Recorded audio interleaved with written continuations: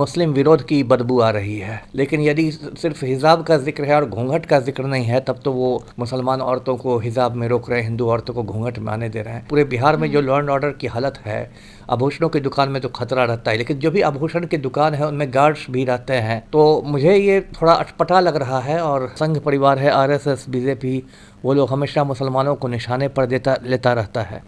तो ये एक दो नफरती राजनीति है, उसने इस देश का बहुत नुकसान पहुंचा। अब तो लोग रामनवमी भी मस्जिद के सामने मनाने लगे। आम आदमी की कमर महंगाई से टूट गई है। भाजपा वाले बस यही काम जानते हैं, इलाहाबाद का नाम प्रयागराज कर दो, गुड़गांव का नाम गुरुग्राम कर दो, प्रधानमंत्री कार्यालय का नाम सेवा तीर्थ कर दो, तो इसका योजना आयोग का नाम नीति आयोग कर दो, तो मनरेगा का नाम जी राम जी कर दो। ये सब नौटंकी से देश थोड़े बढ़ने वाला है।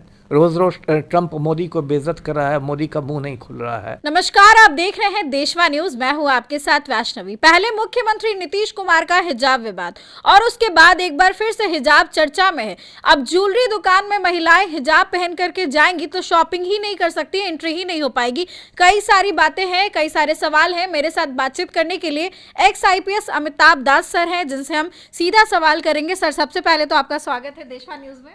जी, बहुत धन्यवाद आपका, थैंक यू। सर, आपने भी एक बड़ी खबर पढ़ी होगी कि पहले सीएम का हिजाब विवाद इतने दिन तक चला, उसके बाद अब ये कि ज्वेलरी नहीं खरीद सकती है, बैन कर दिया गया है। नहीं, ये तो आपने कहा, भी खबर आ रही है कि आभूषणों की दुकान में कहा जा रहा है कि हिजाब और ये सब पहनकर आप नहीं जा सकती। देखिए, मुझे कुछ समझ में नहीं आ रहा है। ये कहीं ना कहीं मुझे इसमें मतलब मुस्लिम विरोध की बदबू आ रही है ना। क्योंकि आप मतलब ये जो आदेश दिया गया है उसमें हिजाब और बुर्का ये सब का मतलब जिक्र है, लेकिन घूंघट का जिक्र नहीं है। घूंघट का भी जिक्र है, घूंघट, हेलमेट सब बोला गया है।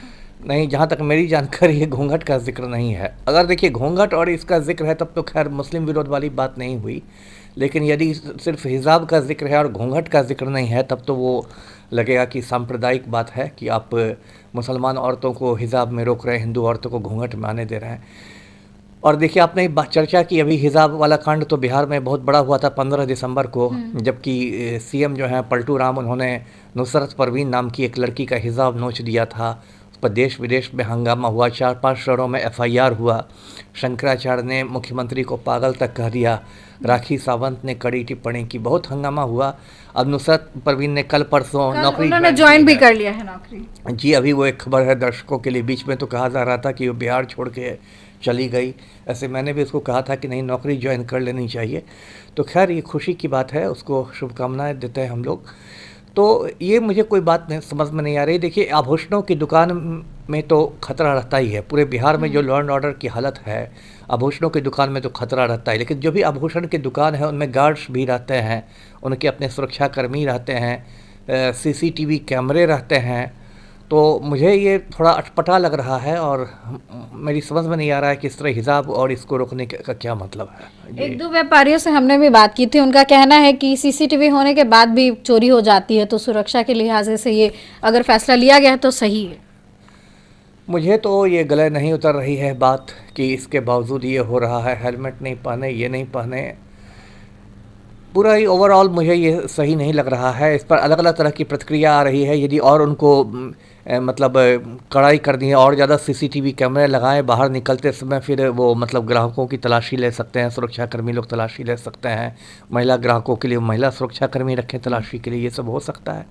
लेकिन ये जो है, इस पर एक अनावश्यक विवाद खड़ा हुआ है और इससे कुछ नहीं होता है। समुदाय के सर सेंटिमेंट्स भी हर्ट होंगे अगर इस तरह की खबरें बार बार आएंगी, पहले सीएम को लेकर, अब ये सब। वही तो मैं कह रहा था कि इसलिए लगता है मुस्लिम विरोध की बू आ रही है ना।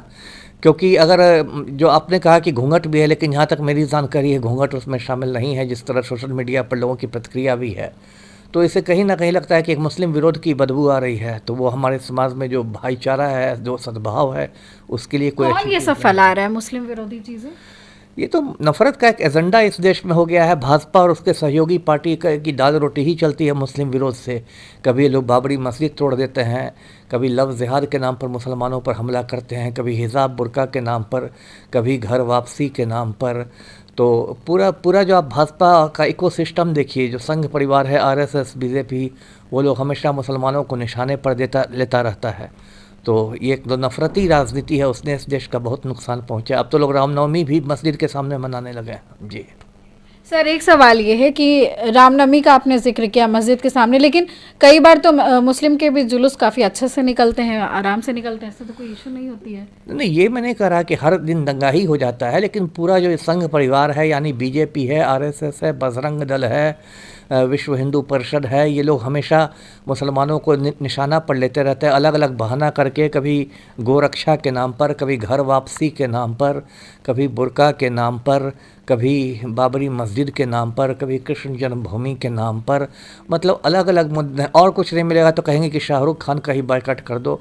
तो एक तरह से मतलब ये लोग नफरती लोग हैं और मुसलमानों के खिलाफ इस देश में ये लोग जहर की उल्टी करते रहते हैं। एक आखिरी सवाल है सर, मनरेगा का नाम अब चेंज करके जी राम जी हो गया, आपने सुना होगा वो बिल पास हुआ है, अब राम जी के नाम पे पूरी राजनीति हो रही है। नहीं, वही यही सब बहुत गलत राजनीति है। बताइए, महात्मा गांधी का नाम हटाने का क्या मतलब था? वो राष्ट्रपिता है महात्मा गांधी, और उसका नाम हटाने का क्या मतलब है? ये लोग सिर्फ नाम बदलने आता है देश में और कुछ काम नहीं हो रहा है। मतलब आम आदमी की कमर महंगाई से टूट गई है। भाजपा वाले बस यही काम जानते हैं, इलाहाबाद का नाम प्रयागराज कर दो, गुड़गांव का नाम गुरुग्राम कर दो, प्रधानमंत्री कार्यालय का नाम सेवा तीर्थ कर दो, तो इसका योजना आयोग का नाम नीति आयोग कर दो, तो मनरेगा का नाम जी राम जी कर दो। ये सब नौटंकी से देश थोड़े बढ़ने वाला है।